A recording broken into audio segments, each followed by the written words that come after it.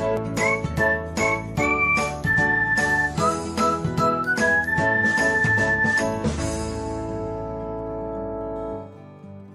everyone, welcome back to another episode of Technologyglance.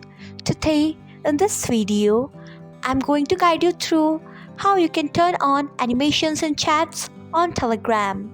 So, let's get started. Firstly, open Telegram app in your device. Then tap on three lines icon.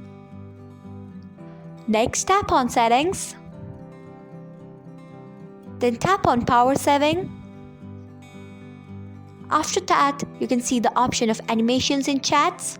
Turn on it by tapping on it.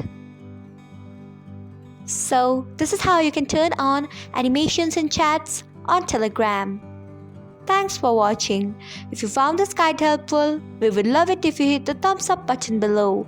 We upload great new tech tutorials like this one every day, so do not forget to subscribe to our channel and hit the bell icon so that you'll never miss another update.